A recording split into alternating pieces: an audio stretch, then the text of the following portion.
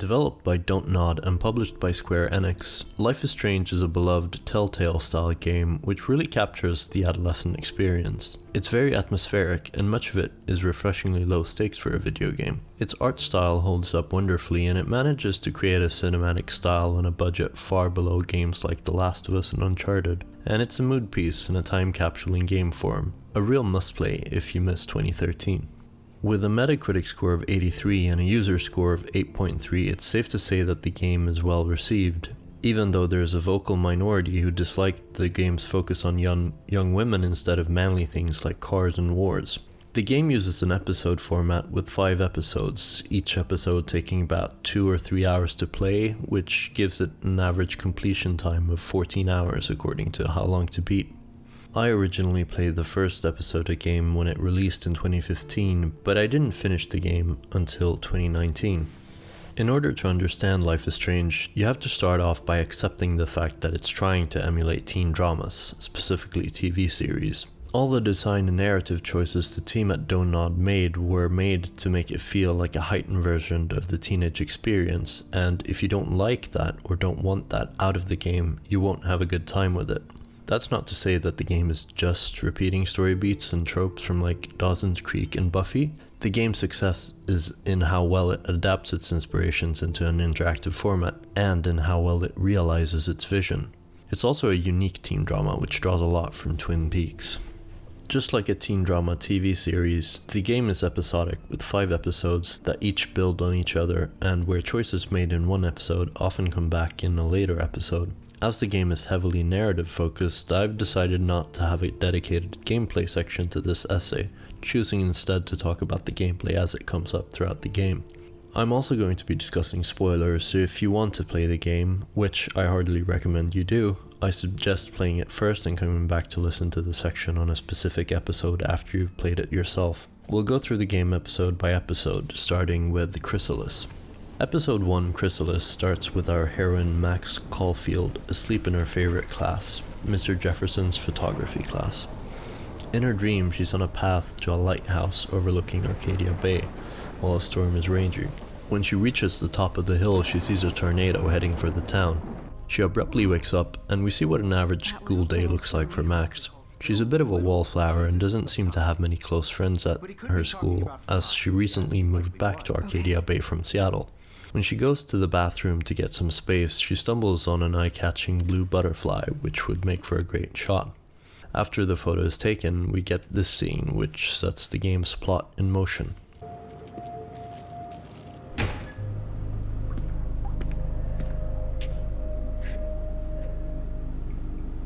It's cool, Nathan. Don't stress. You're okay, bro. Just count to 3. Don't be scared. You own this school. If I wanted, I could blow it up. You're the boss. So what do you want? I hope you checked the perimeter, as my step-ass would say. Now, let's talk business. I got nothing for you. Wrong. You got hella cash. That's my family, not me. Oh, boo-hoo, poor little rich kid. I know you've been pumping drugs and shit to kids around here. I bet your respectable family would help me out if I went to them. Man, I can see the headlines now. Leave them out of this bitch! I can tell everybody Nathan Prescott is a punk ass who begs like a little girl and talks to himself. You don't know who the fuck I am or who you're messing around with. Where'd you get that? What are you doing? Come on, put that thing down! Don't ever tell me what to do! I'm so sick of people trying to control me! You are going to get in hella more trouble for this than drugs. Nobody would ever even miss your punk ass, would they? Get that gun away from me, psycho! No!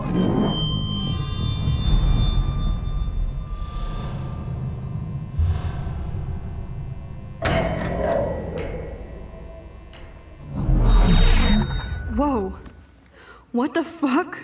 With her newfound time power, Max proceeds to repeat her day, only better this time as she can preempt her teacher's question and solve simple puzzles. She explores campus, and the player is able to make a lot of small decisions, which will get callbacks in future episodes. We also get an introduction to what I consider to be the core of the game's appeal, the relationship between the player and Max. Max is not my all-time favorite video game protagonist. At least Arthur Morgan, Geralt of Rivia, and Ellie place higher than Max on that list, and that's just off the top of my head. But in a way, Max is the character I know best. She lives in a world very similar to my own, and so much of Life is Strange is about exploring Arcadia Bay and listening to Max's thoughts on things, so it's natural to feel like a big part of the game is dedicated to getting to know Max. Nice, bro. There's Kate, looking sadder than usual. Coupled with the great voice performance from Hannah Tell and the slight echo of Max's thoughts, you get to see the world fully from Max's point of view. Episode 1 is mainly a foundation for the rest of the game. Its role is to set up the mystery of Rachel, Max and Chloe's characters and their relationship, the setting of Arcadia Bay, and the looming disaster in the form of the tornado. It does all of that wonderfully, but the thing it does best is set the tone of the game. The cinematography and music in the game is excellent, and I especially love the times when Max can just relax somewhere alone with its soft indie soundtrack playing. To me, those instances really capture the melancholy of adolescence. It feels so nice to just relax. This day has been so damn bizarre, and it feels like it has gone on forever. Maybe I'll just wake up now and find out I was dreaming all of this. Or like Poe said, a dream within a dream.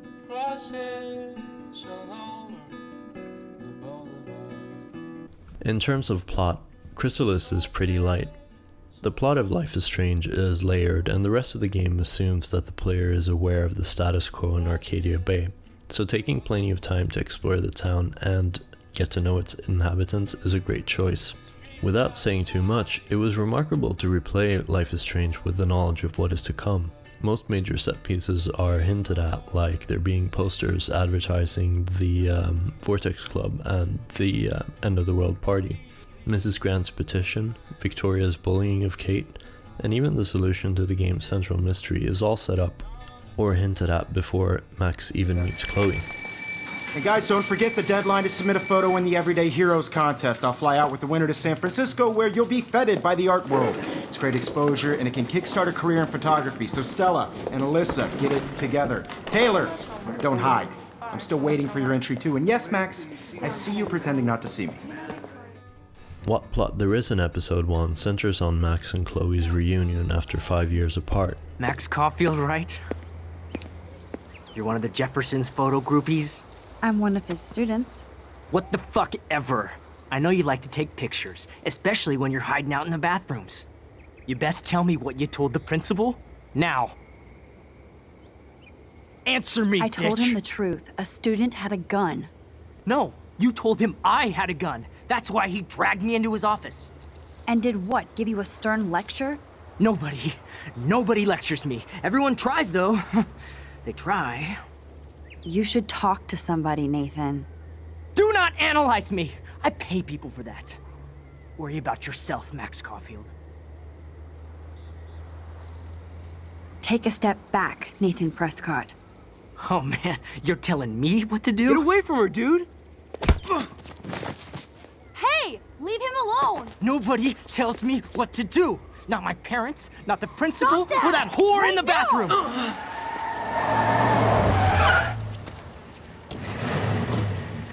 Max? Chloe?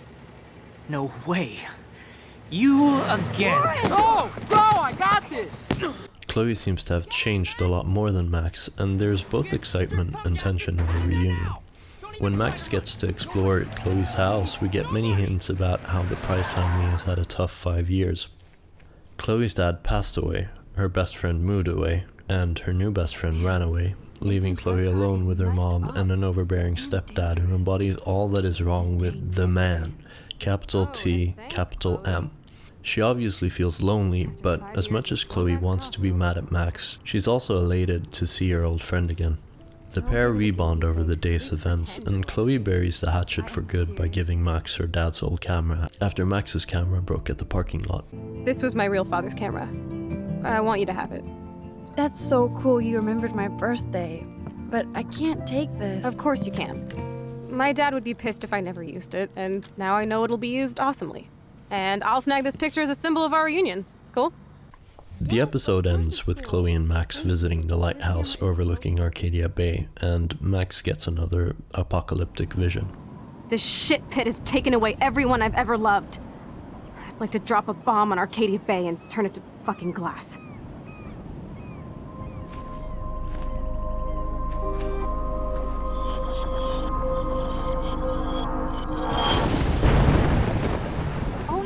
She blacks out, and when she feels better, she tells Chloe about her visions, what happened in the bathroom, and her time powers. Chloe, you're here. I'm back. Oh my lord, this is real. It's real. Oh man, this sucks. Max, what's going on? You totally blacked out. I didn't black out. I had another vision. The town is going to get wiped out by a tornado. Oregon gets about 5 tornadoes every 20 years. You just zoned. No, I saw it. I could actually feel the electricity in the air. Come on, take a breath, okay? Chloe, I'm not crazy. But there's something else I have to tell you. Something hardcore. Talk to me, Max. I had this same vision earlier in class. When I came out of it, I discovered I could reverse time. Like I said, not crazy. But high, right? Listen to me. How do you think I saved you in the bathroom? By reversing time? Yeah, sure. I saw you get shot, Chloe. Saw you actually die. I was able to go back and hit the fire alarm. Okay, I see you're a geek now with a great imagination, but this isn't anime or a video game. People don't have those powers, Max. I don't know what I have, but I have it. And I'm scared shitless. You need to get high. It's been a hell insane fucking day.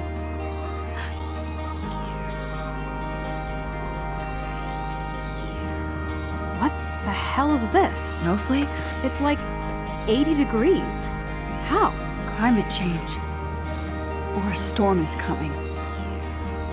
Max, start from the beginning. Tell me everything. The episode ends with a dialogue-free epilogue where we see what the cast is up to after the day's events.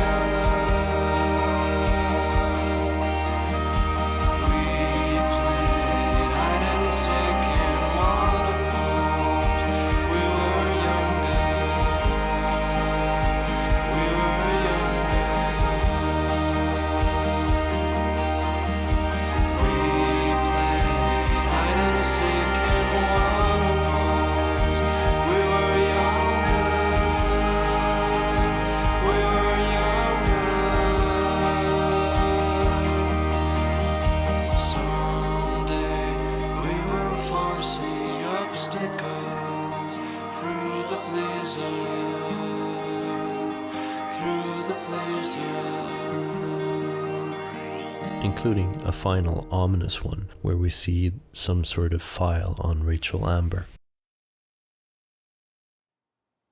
Episode 2, Out of Time, builds on the world and characters Episode 1 set up and introduces us to the main theme of the game, responsibility. Max is a superhero, except one with very limited powers, mostly suited to everyday and interpersonal problems. You might even call her an everyday hero. As with any superhero though, the game needs to establish the rules Max's powers are bound by before we introduce major villains so the game can communicate what is a problem Max's skill set can and can't solve. With powers as broad as time travel, it's easy to accidentally create a story without any stakes, as pretty much any problem can be solved with enough preparation, and time travel allows endless time for prep. As the name implies, Out of Time will show us that Max's powers can't solve any problem, and it will start to up the stakes and deepen the mysteries in Arcadia Bay. The day starts with Max getting ready to meet Chloe at a diner, but before then we get some insight into how Kate is doing, and some major hints as to what is really going on at Blackwell. The diner is where Joyce is working, Chloe's mom. We get a view into how life in the Price family has been since Max left, and if we explore, we see more hints of characters to come. When Chloe arrives, we get to the central element of Out of Time's plot, proving our time powers. Chloe loves the excitement of having her old pal back, and the excitement of Max having a superpower, so she wants to test us, which is done by a simple memory test. I really like this scene, both for how it develops the friendship between our two leads and how natural it makes the revelation that Max has a superpower. Max could concoct some sort of elaborate and theatrical show of her power, but instead she proves it by guessing what's in Chloe's pockets. It makes the power feel grounded, and it reinforces the idea that while Max has a superpower, she's not a superhero, she's an everyday hero. After the diner, the girls head to a junkyard to further experiment with Max's powers. Welcome to American Rust, my home away from hell. Raw and rough. It suits you. Max, do you know how awesome this is? I get my best friend back, and she's also supersized. We don't know for how long. Exactly why it's time to have fun.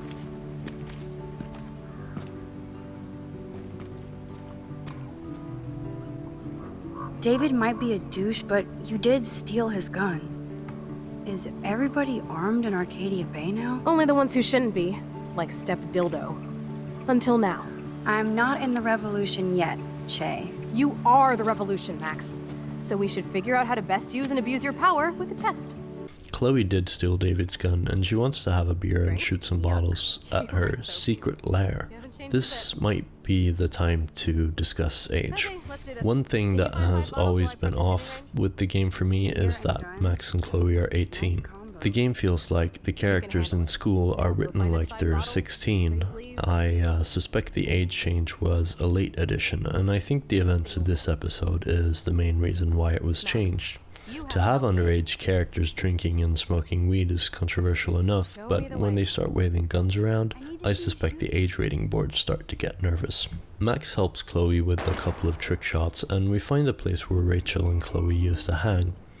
The gunshots draw attention though, and we meet Frank, the man in the RV that has popped up a couple of times. Hey, it's Thelma and Louise. Or is it Bonnie and Clyde? Excuse us, Frank. Oh, sorry, Chloe. Don't let me get in the way of your bonding. I heard the gunshots and the breaking glass. It's cute that you're playing with guns. Just like me at your age. We're not anything alike, man. We both need money. In fact, you need it so bad, you owe me a shitload, don't you, Chloe? Frank lets us know that Chloe owes him a lot of money, and more disturbingly, we see that Frank has Rachel's bracelet. When Frank pulls a knife on Chloe, we get the option of shooting Frank or not. Frank remains unshot no matter what we choose, but the choice determines who ends up with the gun. Try to shoot Frank and Chloe keeps it. Don't shoot Frank and he takes it. To relax after that stressful encounter, the girls take a walk by the railway tracks and we get this iconic scene. Let's blow. My secret lair didn't feel secret today. I can't believe you basically gave him my gun. Here you go, Frank. You can't keep getting mad at me, especially for stupid shit. I'm not mad. It adds up in my mind as people letting me down. And I just liked having that gun, man. Now you have me to protect you. I'm just glad you were here. Me too, I think. Chloe, why the hell are you hanging around scary losers like Frank? It's weird. Let's take a break and I'll talk. Feels like a different world, huh? I wish we could stay forever. To me, it's as perfect as teen drama gets. The music, the scene composition, and the voice acting really sells this scene, and it's a standout scene for me. Episode 2 also starts dropping more hints about Rachel and her relationship to Chloe. Nothing lasts forever, and after their heart-to-heart on the tracks, Chloe gets stuck with a train approaching. Max saves Chloe with her time powers, and the pals ride back to the school in time for another photography class for Max. We get a cute optional scene with Warren, and we see that the Vortex Club is prepping an end-of-the-world party. hilariously on the nose given Max's visions of destruction. Mr. Jefferson upsets Kate before class and Kate goes home. I'm trying, but you have to understand my position. Why? You don't understand mine. Nobody does. Nobody. The class is interrupted when someone bursts in talking about something major going down at the girls' dorm. The train track scene is my favorite so far, but this next one is really one of the most famous ones from the game.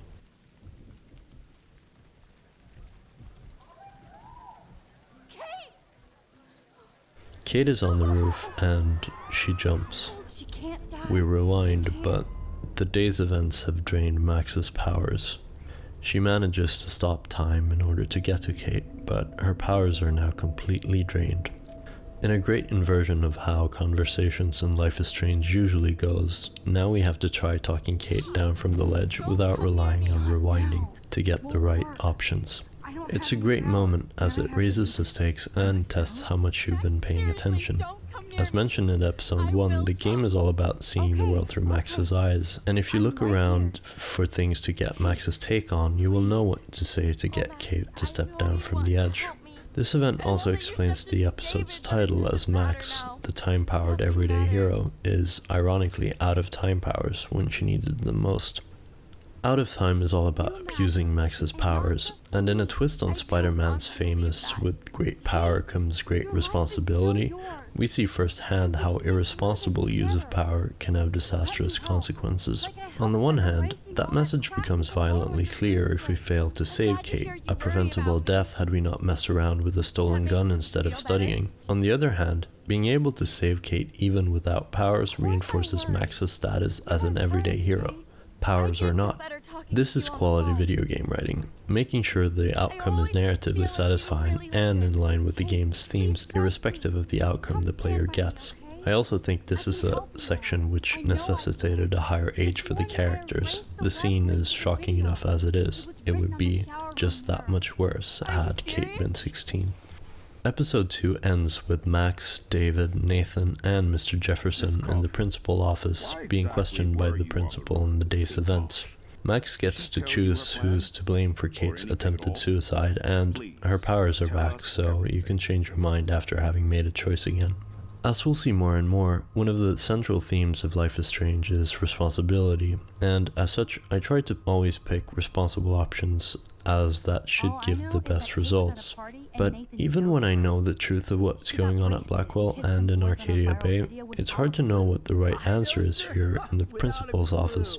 I picked Nathan this time, but I do think there are compelling arguments for blaming the other two as well. As with the last episode, we get an epilogue where we see what all our characters are up to. I couldn't even believe it was happening. It was literally slow motion as I grabbed her hand. And then I could feel her grabbing mine. Max, that was the greatest thing I've ever seen. Ever! You reached out, she reached out, hugs, tears, applause. Like a superhero. Not quite. Look at me. I'm a mess. You're glowing. Seriously, a human halo. I'm pretty sure you earned your wings today. I'm still worried about Kate. She did try to kill herself. All over a video. Viral is the right word. Like a disease. So you watched it? Just 1.5 times. Warren, I don't mean to sound weird, but there's something ominous going on at Blackwell. Today proves that. And I'm working on proof that Kate Marsh is connected to Rachel Amber. Somehow. Along with Nathan and Mr. Madsen. I'm not a big conspiracy guy, but I wouldn't doubt it. Nathan did scare me yesterday, and Madsen is a straight-up dickhead. So, what do you think is really happening? What the hell is this? The weather confirms this weird day. Feel that chill. Max, there was no eclipse scheduled today. I would know. I would.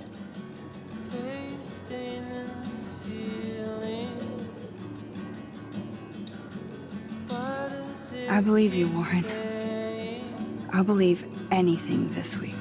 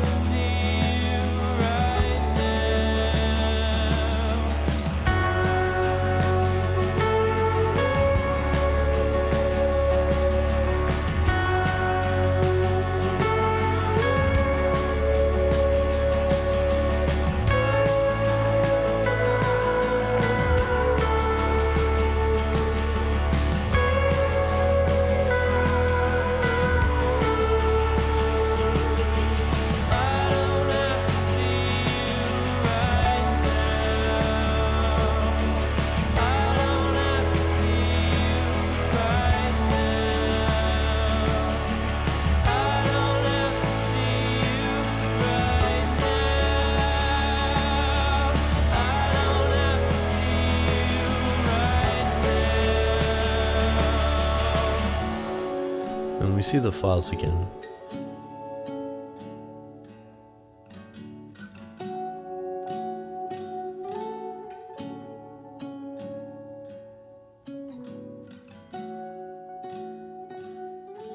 This time including one for Kate.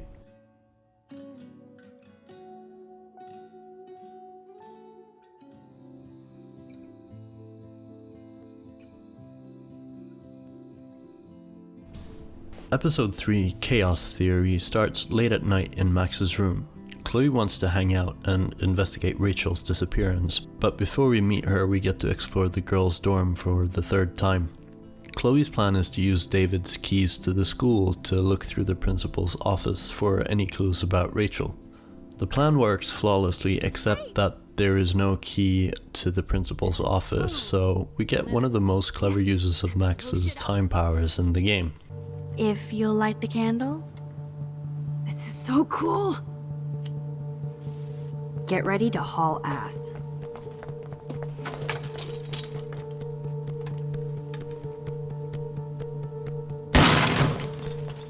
That was so fucking cool. Oh, we are toast! Here comes the whole Arcadia Bay Fire and Police Department. So what should we do?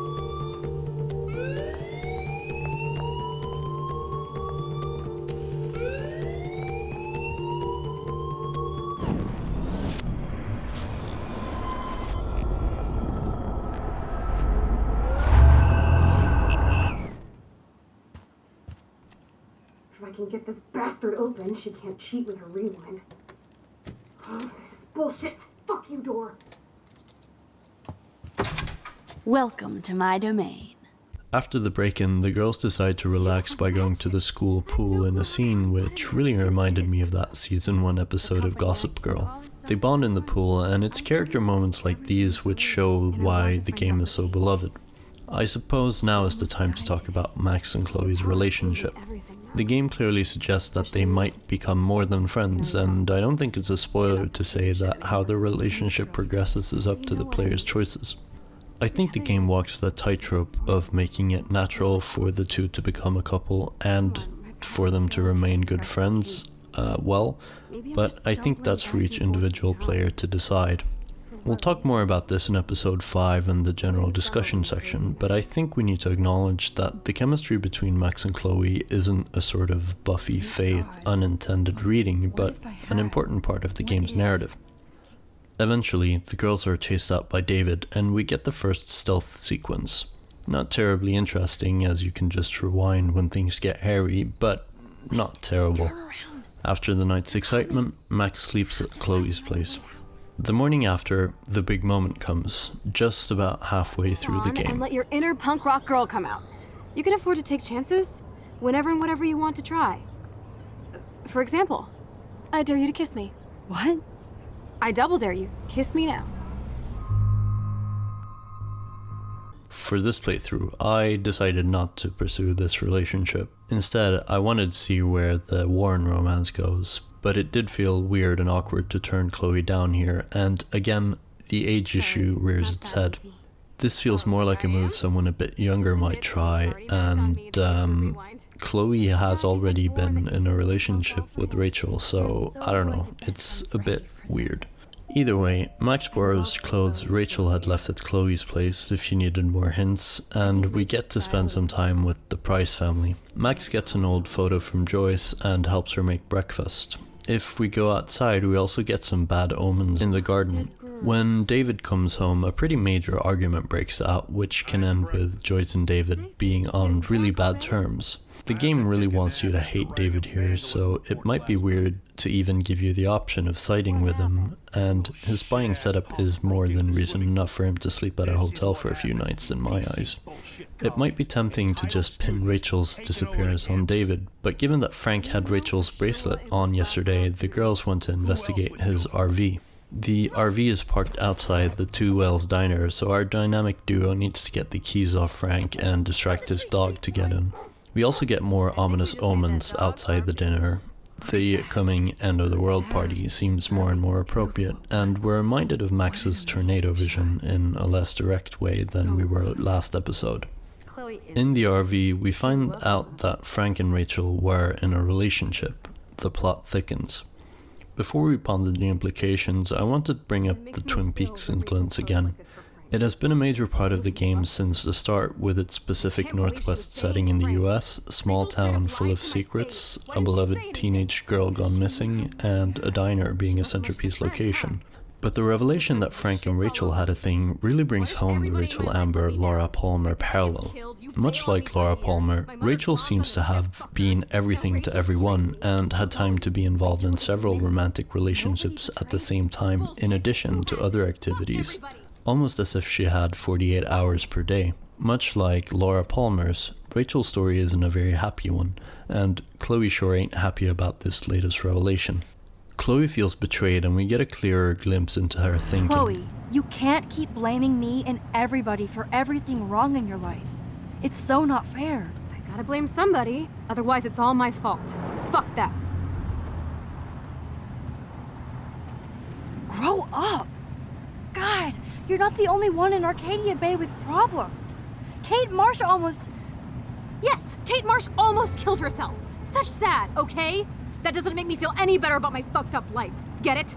So who do you most want to blame? My fucking dad, of course. Hello? You blame William? Really? Yes, I do. Damn right. He chose to go out that door and leave me forever. Chloe, your dad didn't choose to leave you. I know that, Max. My mom actually blames herself. Just because she wanted a ride home from work. Sometimes, even I blame her. No, you don't. Yes, Max, I do. Do you know what it's like to wait for your father to come home when you're a kid? And he never does? No, of course not. But I was with you that day. It was just a terrible accident. I wish that made me feel better. But ever since he died, my life has been dipped in shit. She understandably feels lonely, but that loneliness manifests in an anger at the people she feels left her, which is fair enough in Max's case, but much less so in the case of her father and Rachel. Chloe feels betrayed and seldom hides her anger, nor considers that her dad would likely have chosen not to die in a car crash if he had had the option. After the argument, Chloe drops Max off at the school, and we get to see a new aspect of Max's powers. Max can apparently go back in time through photos, and she goes back to the day Chloe's dad died through the photo Joyce gave to her this morning. In absence of an eccentric but wiser older scientist and his dog to explain that one shouldn't mess with the past as it can create unpredictable changes in the futures, Max does the natural thing, tries to save William and change history. I originally thought the game was playing up the tragedy of the Price family by explicitly showing that there are some things time's powers can't solve, but the game does let Max succeed. After all, she has used her time powers to change the past plenty of times before, albeit in less dramatic fashions.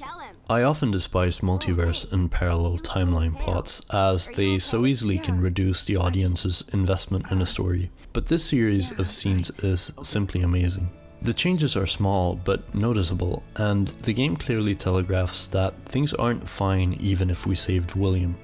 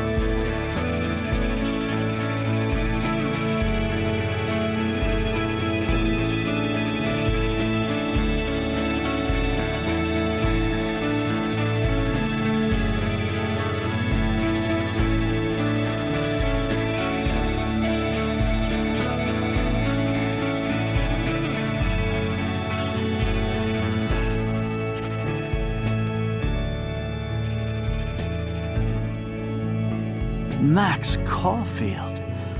Taking a break after taking Seattle by storm, huh? We thought we'd never see you again after you left for the big city. No. I'd never do that to Chloe. Speaking of, I know she's been dying to see you. Hold on. Chloe! You have a visitor! I said in the last episode that the image of the two girls balancing along the train tracks is the most iconic scene to me in the game, and that remains true. But no scene is as much of an emotional gut punch as the final scene of episode 3.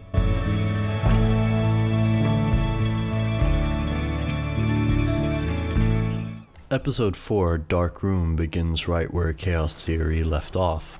Max and Chloe are hanging out, and we get some insight into how this timeline is different from the original. William never died in a car crash, so the Price family had more money.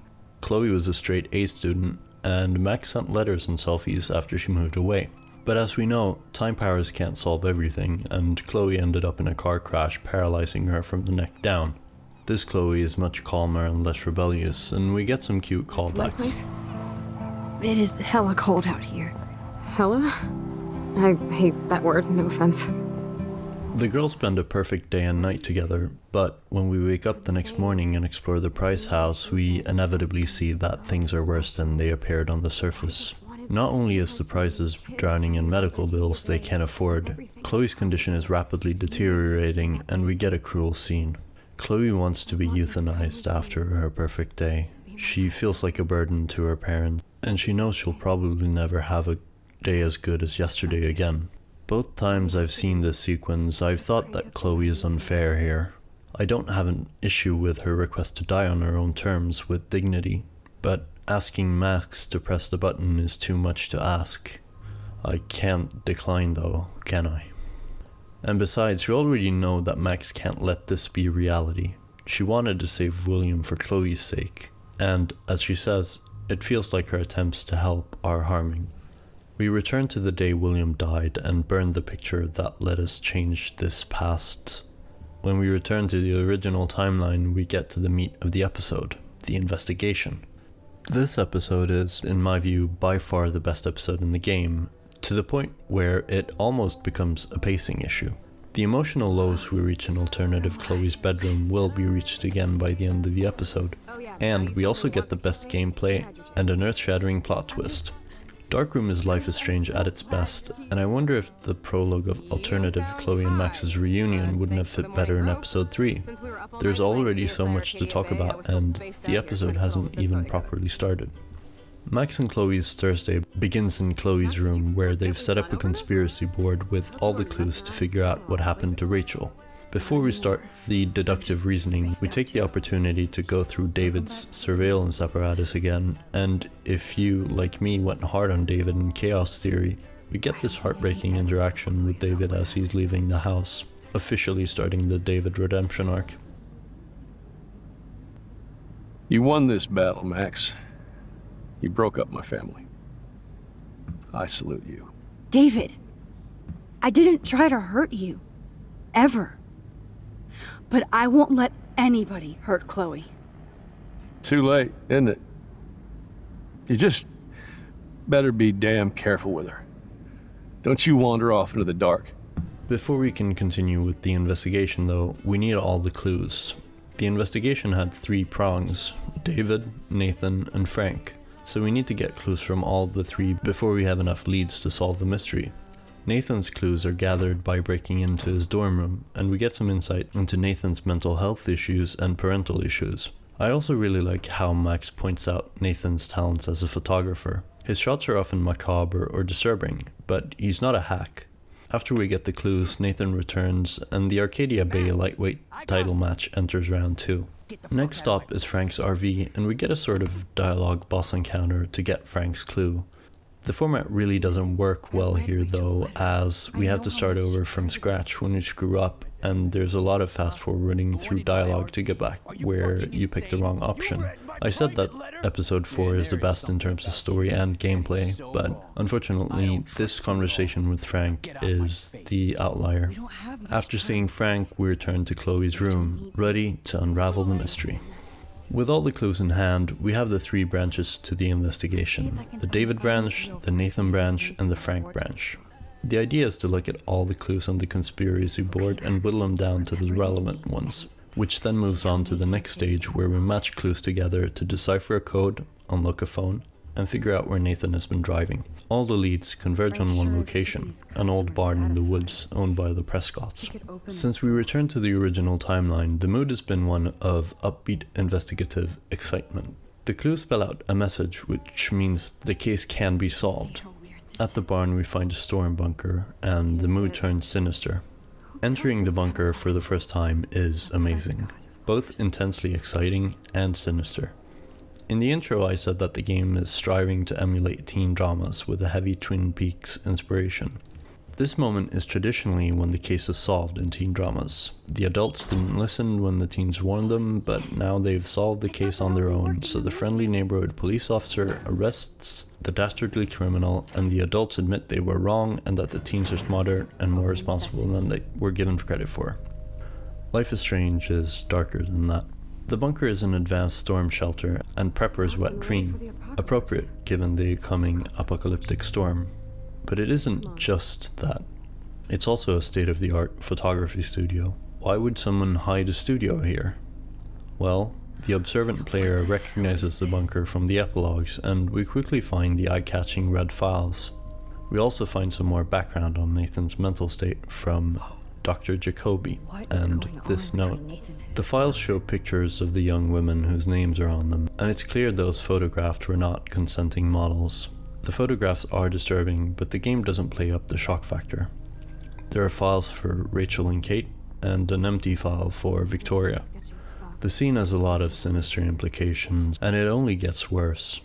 Rachel died here, and Nathan even took a picture of where her remains are buried. The junkyard. Chloe's secret lair. Are you gonna help me, Max? Chloe, stop! Look. Please, no. Oh, that smell! Rachel! Oh, Rachel, no, please not her!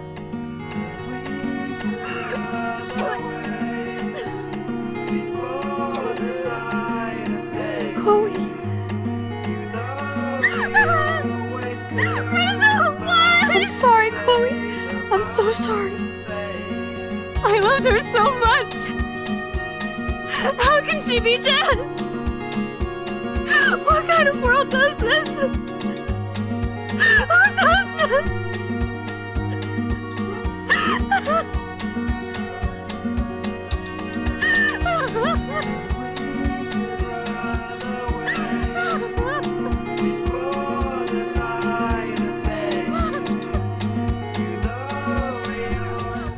The mystery is solved, but the happy ending is shining in its absence. What's next? Calling the police would be the logical choice, but Chloe's impulsive at the best of times, so the plan is revenge. The end of the world party is raging at Blackwell, and Nathan is sure to be here. He ended Chloe's world when he killed Rachel. Now, it's time for her to return the favor. Finding the bunker and Rachel is perfectly executed. It's the oh shit moment where our characters realize that solving the mystery isn't a lark, but an honest-to-God murder investigation. I know I keep going on about Twin Peaks, but I love the subversion of expectations the bunker is. We've heard of Rachel in the dark room, and with the supernatural goings-on in Arcadia Bay, a Twin Peaks fan might assume the dark room is the game's equivalent to the Black Lodge. It is a place of evil with a strong connection to the one who murdered the missing girl, but it's not supernatural. It's grimy and bleak. Its evil is more grounded. But the story is far from over. For one thing, the grim omens have not ceased just because we've solved the mystery. No, they seem to get worse. Previous omens could plausibly have mundane causes. Dying birds and whales could have been due to some chemical spill, and a freak snowfall in October is not completely unthinkable in Oregon. Sure, the eclipse was weird and kind of stretching natural explanations, but that's nothing compared to what's next. Outside the party, there are two moons. If the bunker is the climax of the mystery storyline, the party is sort of a climax for Max's character arc. We get to speak to all the students we've gotten to know over the course of the game, and we get to warn them of Nathan. The most important person to warn is of course Victoria, and the game remembers how you've acted towards her to determine if she believes your warning. We see how being nice to the denizens of Blackwell gets them to help Max, and she blossoms into the everyday hero she was meant to become. Speaking of everyday heroes, Jefferson shows up at the party to announce the winner of the contest, and to once more be disappointed in Max for not entering. We get an SMS from Nathan saying that he'll get rid of the evidence, so the girls rush off to the junkyard.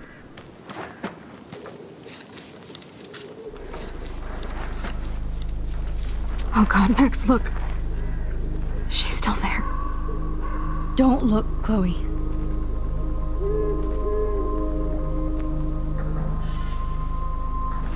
Oh, no.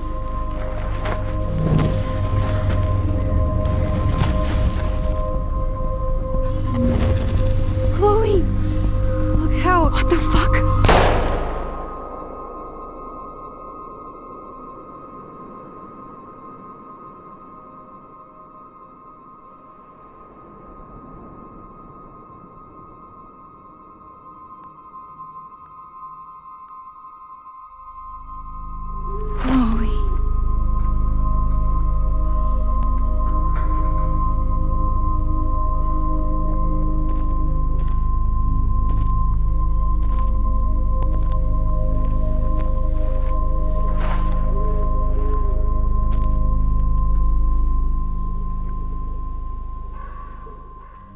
Episode 5 Polarized is my least favorite in the game.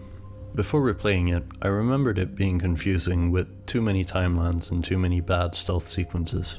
And it really does have a long and uninteresting stealth sequence, but on reflection, the timelines aren't as hard to keep straight as I thought. There's the main timeline we've been working from the entire game, with occasional side trips which change some aspects of the original timeline, and there's a long dream sequence.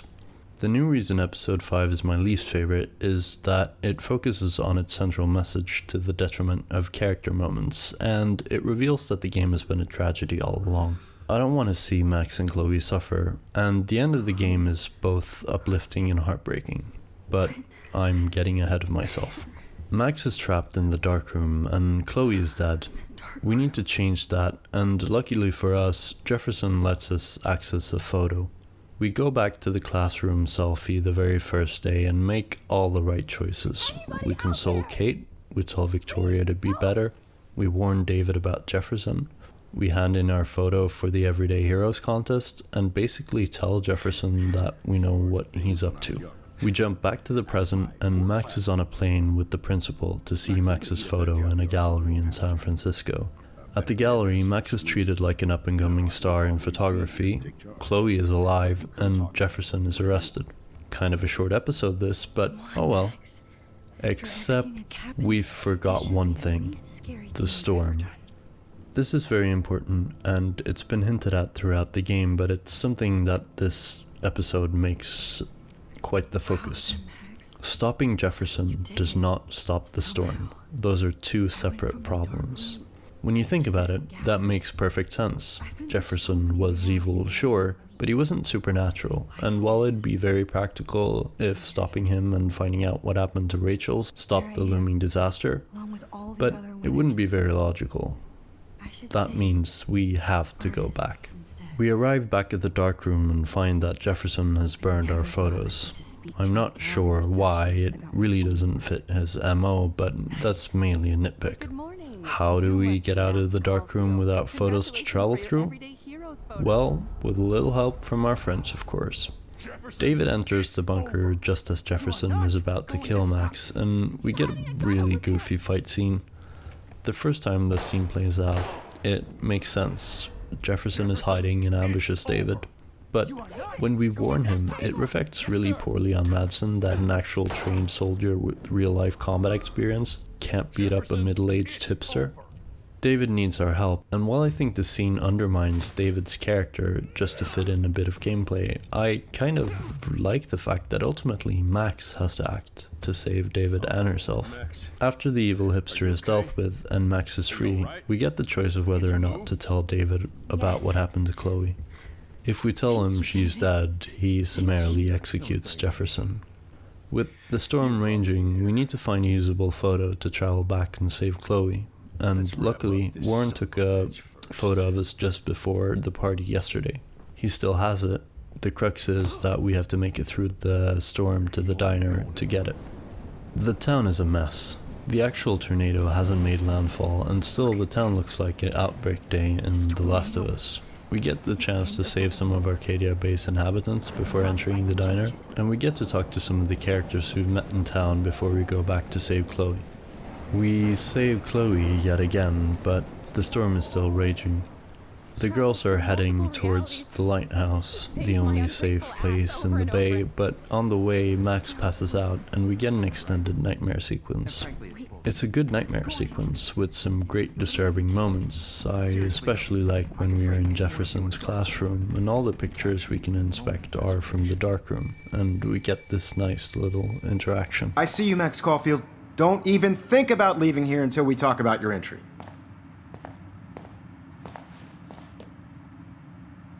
I just wanted to know if you'd like to spend the rest of your life in my darkroom. Your purity inspires me so much, and we could be so happy together. Who needs selfies when I can give you portraiture? There's no way I'm saying that. No way.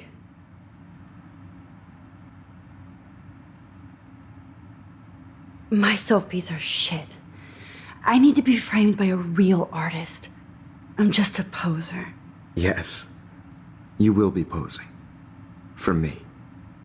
We get a quick scene change to the girls' dorm before returning to the school where we get the most obvious Twin Peaks reference in the game.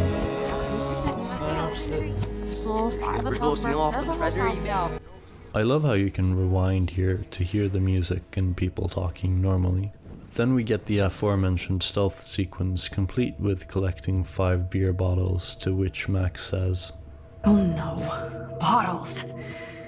This might be hell." Which is pretty good lampshading of episode 2. We finally reach the lighthouse and we get more nightmare sequences.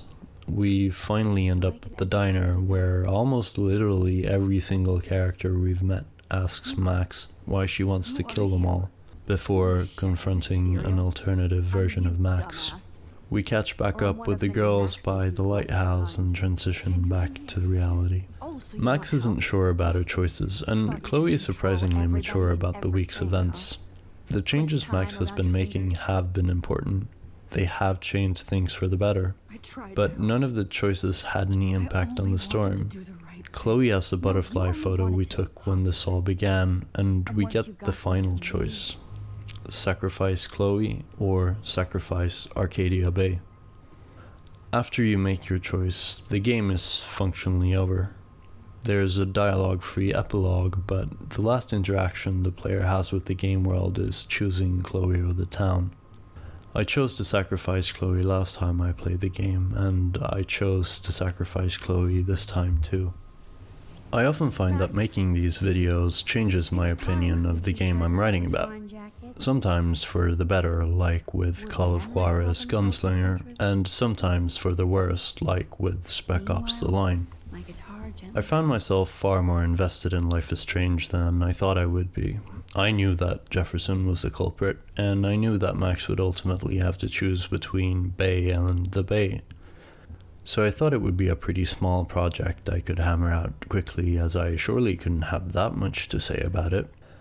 I'm now over 6,000 words into this essay, so it's safe to say that I did have quite a bit to say about the game. I'd forgotten so much about it. I had forgotten how good it is when it fires on all cylinders. I forgot how sad it can be. Hell, I even forgot about the alternative reality Chloe's request. The game was not only better than I remembered, it was also a lot more than I remembered. There are so many charming scenes and so much great foreshadowing. It really is a joy to go through the game a second time. But there are some things I didn't change my mind about. Firstly, that episode 5 is by far the weakest, and secondly, my view that the game is at its core all about growing up and responsibility. As I've mentioned, the game is all about taking responsibility for your actions, and our central relationship embodies this. Chloe is almost always irresponsible and often childish, dropping out of school and borrowing money from sketchy characters instead of working, stealing David's gun, escalating conflicts with friends and family instead of trying to understand them, all the while blaming others for her own problems, saying that they betrayed her. Meanwhile, Max is responsible. She tries to save the lives of others and assumes personal responsibility for events outside her control. Even if you deliberately set out to make the most petty and selfless choices the game gives you, Max will always try to save Chloe, Kate, and William, and will save Victoria and Nathan from Jefferson even in the arguably most selfish timeline, where she goes to Frisco.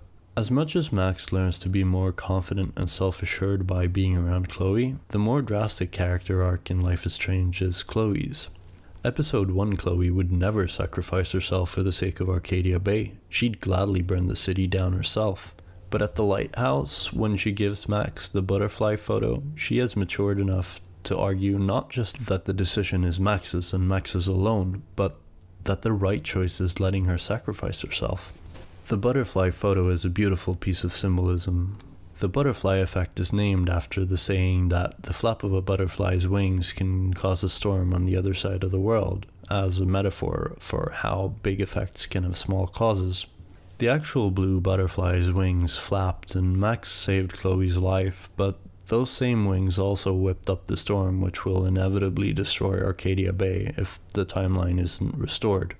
It's a great moment symbolically to stand at the lighthouse with the photo of the butterfly in our hands as the storm approaches. It's everything the game is about. Your choices have consequences, so you need to act responsibly. The statistics at the end of episode 5 shows that about half the players chose to save Chloe, and while I completely understand why people love Chloe as a character, despite what I said about Chloe, I like her too. I can't help but feeling that choosing Chloe is misunderstanding what the game wants you to pick. The speech from Chloe and the scene in the diner weren't subtle. The game is telling us that saving the town is the correct choice, and still people choose Chloe. While it's not a problem one experiences when playing the game, I think this is a problem for the game on a meta scale. The core lesson the game is trying to communicate is that you have to let your childhood go. You have to let your irresponsible side go to go into adulthood. But the game's symbolic representation of those concepts can be so charismatic and so beloved by players that they just won't. There's a reason why Chloe dies so often. She's shot by Nathan and Chrysalis, which triggers the entire plot. She gets run over by a train and out of time. She can be euthanized in Darkroom, and she gets shot by Jefferson in Darkroom. And, of course, she can be shot by Nathan again in Polarized. I'm speculating now, but I wonder if the original plan wasn't to have the entire sojourn in the William is Alive alternate timeline in episode 3 so that they could sneak in a death for Chloe in every episode. No matter how hard Max fights for Chloe, the universe conspires to make sure Chloe dies when she's fated to. The only alternative is catastrophic collateral damage. My main issue with Life is Strange is selfish and unreasonable. It's everything the game tells me I'm above, but I can't help bringing it up anyway. The game's plot has 3 component parts: the girls, the relationship between Max and Chloe, the mystery, what happened to Rachel Amber and what is the Darkroom, and the supernatural, what can Max's time powers do and how do we stop the storm. The first 3 episodes focus mainly on the girls, the 4th on the mystery, and the 5th on the supernatural. As thematically resonant as Polarized is in the context of the larger story, and it is, I like the coziness of focusing on the girls and the intrigue of focusing on the mystery. I wanted more time when the Wonder Twins solved mysteries, more cute scenes with Warren, more teenage angst set to indie music. I don't know what higher praise I can give Life is Strange than saying that the end came too soon. It's not a perfect game, very few are, but it is perfect in the way it realizes its vision. Life is Strange is the best version of itself it could be, and while plenty of people might find the gameplay boring, or the exploration sections too slow, or the dialogue cringy, I can't think of anything Dontnod could have done to make a better teen drama series inspired by Twin Peaks in game form. The music, the visuals, and especially the voice performances from Hannah Tell and Ashley Birch are perfect for the mood the game strives for. In his Fallout series retrospective, Noah Caldwell-Gervais describes Fallout 1 as novelistic, meaning highly focused on its themes and as tightly scripted as a novel, and I think that description fits Life is Strange well. As usual, I want to dedicate one section of the video to talking about the state of discussion on the game here on YouTube. I watched a couple of videos discussing Life is Strange for this video, and I get the sense that the discussion is very polarized. A lot of people like the game, but a lot of people really don't like the game. Leon Talks a Lot brought up how the lingo the girls use can feel cringy, and that the moral choices like whether or not to shoot Frank or stealing the handicapped funds are too simplistic. And I understand where people are coming from. I think the specific problem of bad writing or cringy dialogue comes up a lot. Whitelight also brings up bad writing, saying that it's bizarre and that the story is kind of nonsensical for Max not to be more curious about her power. He also makes the case that the game wastes its central mechanic by having basically no interesting puzzles. He says some of the game's issues are probably with voice direction rather than writing, and that sounds reasonable to me, but I don't agree with everything he says. Like saying that the powers are inconsistent when saving Kate is, I think, misunderstanding what episode 2 is all about. But I do agree that sometimes the game does break its own rule with time travels, like not being able to take a photo of David harassing Kate and then go back and intervene and still have the photo, which by all established rules you should be able to do. I also think it's funny, I bring up that sometimes I feel like people like Chloe a bit too much, but I also found when watching these videos that some people, including Whitelight, think that Chloe is too rude, too entitled, and too unfathomably selfish without having enough reasons for being that way, which is a writing problem. I don't know what to make of that. In a way, Chloe needs to be both charismatic and selfish for the game's message to work, but it seems that they haven't been able to find the balance. Dumbsville was pretty harsh on the game, and I think a lot of people fall into this trap where they hear a couple of bad lines or bad line readings and stop taking the game seriously and start to look for things to be annoyed by or amused by the bad writing instead of trying to meet the game on its level. And if you do that, then late game important moments fundamentally can't land well. One specific trope of discussing Life is Strange on YouTube seems to be something along the lines of making a joke like, oh, there's only one correct ending, the one where you save Arcadia Bay because I don't like Chloe, which to me is kind of funny because these people often say it in a way that implies that they're doing so ironically, but that is actually what the game wants you to pick. I think one of the most interesting takes on the game I heard was Pizza Dad, who brings up that the game is pretty strange in how it approaches some of its characters. The game is pretty forgiving of David, even though he hits Chloe at one point. And the game sets up a possible, if not redemption, at least extenuating circumstances for Nathan, that he's a victim when he's, a murderer. Pizza Dad also played the remaster, which he rightly points out absolutely sucks. If you're gonna play this game, play the original. It looks so much better. It's pretty embarrassing. And apparently the remaster has a lot of technical issues as well.